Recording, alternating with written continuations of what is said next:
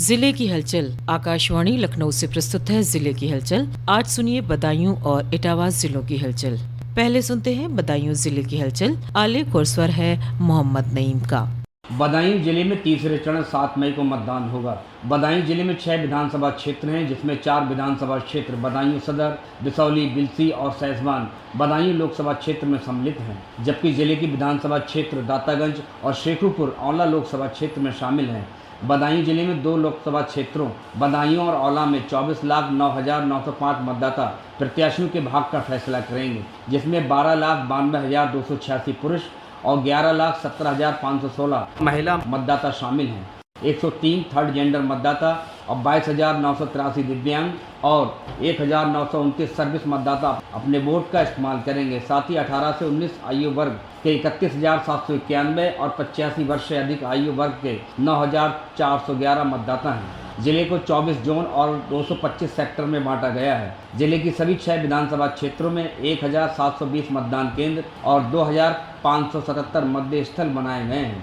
बदायूं जिले में लोकसभा सामान्य निर्वाचन को शांतिपूर्ण और निष्पक्ष संपन्न कराने के लिए जिला निर्वाचन अधिकारी मनोज कुमार और सामान्य प्रेक्षक के सुदामा राव अधिकारियों के साथ लगातार बैठकों का आयोजन कर रहे हैं। बीते दिनों प्रेक्षक के सुदामा निर्वाचन के संबंध में आयोजित बैठक में कहा कि निर्वाचन को निष्पक्ष, पारदर्शी, सकुशल, निर्विघ्न रूप से संपन्न कराना सुनिश्चित करें। जिला निर्वाचन अधिकारी मनोज कुमार ने कहा कि दिए गए दायित्वों का भली प्रकार अध्ययन कर आयोग की मंशा के अनुरूप उसका निर्वहन भी करें। इस दौरान व्यय प्रेक्षक आर कुमारन, पुलिस प्रेक्षक प्रियंका नरवरे भी मौजूद रहे। सामान्य प्रेक्षक के सुदामा राव ने कहा कि पीठासीन अधिकारी को ये जानकारी आवश्यक है कि बूथ के अंदर आयोग द्वारा किसको प्रवेश के लिए अनुमन किया गया है। उन्होंने कहा कि केवल वही व्यक्ति ही बूथ के अंदर प्रवेश करें, यह सुनिश्चित किया जाए। उन्होंने कहा कि मतदान के दिन मतदान समाप्ति के समय पर जो भी मतदाता लाइन में लगे हैं उन सभी का वोट अवश्य पड़े, ये भी सुनिश्चित किया जाए।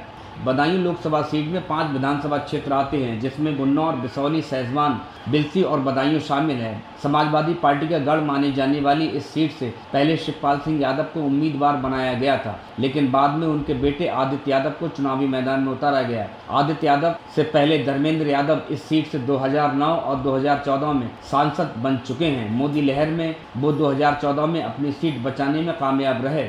धर्मेंद्र यादव 2019 के चुनाव में स्वामी प्रसाद मौर्य की पुत्री संघमित्रा मौर्य से चुनाव हार गए थे। खास बात यह है कि इस बार भाजपा और सपा दोनों ने ही अपने प्रत्याशियों को बदल दिया है। सपा ने आदित्य यादव तो भाजपा ने क्षेत्रीय उपाध्यक्ष दुर्विजय सिंह शाह को टिकट दिया है। वहीं बसपा शेखुपुर के पूर्व विधायक मुस्लिम खां को उतारकर मुकाबले को त्रिकोणीय बनाने की कोशिश कर रही है। भाजपा इस सीट पर जीत बरकरार रखने के लिए जमकर प्रचार कर रही है। भाजपा के वरिष्ठ नेता और मुख्यमंत्री योगी आदित्यनाथ समेत उप मुख्यमंत्री ब्रजेश पाठक, उप मुख्यमंत्री केशव प्रसाद मौर्य, रक्षा मंत्री राजनाथ सिंह और भाजपा प्रदेश अध्यक्ष चौधरी भूपेंद्र सिंह यहां जनसभाएं कर चुके हैं।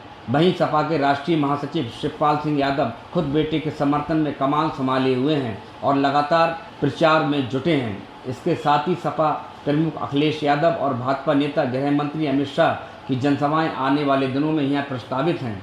इनके अलावा अन्य दल भी अपने प्रत्याशियों के पक्ष में माहौल बना रहे हैं। इधर औला लोकसभा क्षेत्र से भारतीय जनता पार्टी, समाजवादी पार्टी और बहुजन समाज पार्टी में त्रिकोणीय मुकाबला होने के आसार दिखाई दे रहे हैं। औला से भारतीय जनता पार्टी ने 2 बार के सांसद धर्मेंद्र कश्यप पर ही तीसरी बार भी भरोसा जताया है। समाजवादी पार्टी ने पूर्व विधायक नीरज मौर्य को टिकट दिया है। बहुजन समाज पार्टी ने औला के मौजूदा नगर पालिका परिषद के चेयरमैन आबिद अली को प्रत्याशी बनाया है। लोकसभा सामान्य निर्वाचन 2024 के परिप्रेक्ष्य में भारत निर्वाचन आयोग के निर्देशानुसार बदायूं जिले के समस्त विधानसभा क्षेत्रों के वरिष्ठ नागरिक मतदाताओं और दिव्यांग मतदाताओं के मतदान के लिए बीते दिनों जिला निर्वाचन कार्यालय से 25 टीमों को निर्वाचन सामग्री, पोस्टल बैलेट और सुरक्षा कर्मियों के साथ प्रातः 8:30 बजे रवाना किया गया।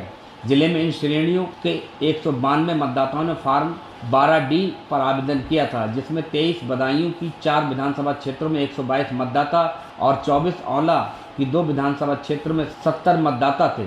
समस्त पोलिंग पार्टियों द्वारा इन मतदाताओं के घर घर जाकर मतदान कराया गया। शाम तक सभी पार्टियों ने डाले गए मतपत्र कोषागार में जमा करा दिए। बदायूं जिले में 7 मई को मतदान होगा, जिसके लिए सभी राजनीतिक पार्टियों ने प्रचार तेज कर दिया है। सभी प्रत्याशी मतदाताओं के बीच जाकर वोट की अपील कर रहे हैं। बदायूं जिले की हलचल के बाद आइए सुनते हैं इटावा जिले की हलचल। आलेख और स्वर है अमित कुमार तिवारी का।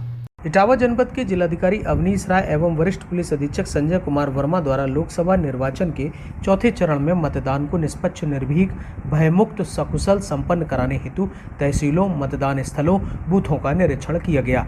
उन्होंने बूथों पर उपस्थित ग्राम प्रधान एवं जनमानस से वोट देने की अपील की और सभी से आग्रह किया कि अपने मत का प्रयोग करें। सभी को वोट देने का अधिकार है, किसी भी महिला को वोट देने से नहीं रोका जाएगा।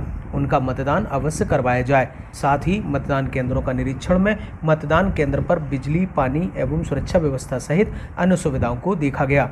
इससे संबंधित अधिकारियों को यह भी निर्देश दिए गए कि मतदान केंद्र पर आने वाले किसी भी व्यक्ति को कोई भी समस्या न आए, निर्भीक होकर सभी मतदान कर सकें। उन्होंने कहा कि कोई भी हिस्ट्री सीटर या अन्य अपराधी आपको परेशान करता है तो उसके खिलाफ कठोर कार्रवाई अमल में लाई जाएगी। लोकसभा चुनाव चल रहा है। इटावा 41वीं लोकसभा में चौथे चरण में मतदान होना है। जिला प्रशासन की ओर से तैयारी पूरी कर ली गई है। इटावा लोकसभा अनुसूचित जाति की आरक्षित सीट है। इटावा लोकसभा में समाजवादी पार्टी से जितेंद्र दोहरे प्रत्याशी है। भारतीय जनता पार्टी से मौजूदा सांसद रहे प्रोफेसर रामशंकर कठेरिया प्रत्याशी और बसपा ने दांव चलते हुए हाथरस लोकसभा से पूर्व सांसद रही सारिका सिंह बघेल को प्रत्याशी बनाया है। चौथे चरण के मतदान में इटावा लोकसभा में भरथना, दिव्यापुर, औरैया सदर और सिकंदरा विधानसभा को शामिल किया गया है। इनको मिलाकर पूरी लोकसभा में 2030 मतदेय स्थल बनाए गए हैं। वर्तमान में 1486 मतदान केंद्र बनाए गए जहां पर लोग मतदान करेंगे। इटावा लोकसभा में कुल 18,23,732 मतदाता हैं, जिसमें 9,81,602 पुरुष मतदाता और 8,42,097 महिला मतदाता शामिल हैं। नए युवा मतदाता की बात की जाए तो 18 वर्ष के 25,367 मतदाता हैं, 14,763 दिव्यांग मतदाता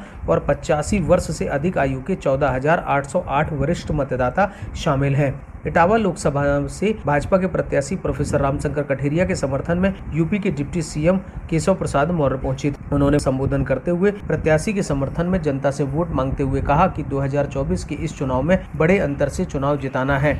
ऐतिहासिक चुनाव है। मोदी के नेतृत्व में 100 साल देश आगे जाएगा। किसान सम्मान निधि, राशन मिलता रहेगा। इटावा से गुंडों, माफियाओं का आतंक खत्म हो गया है। सपा के लोग हार का चौका लगा चुके हैं।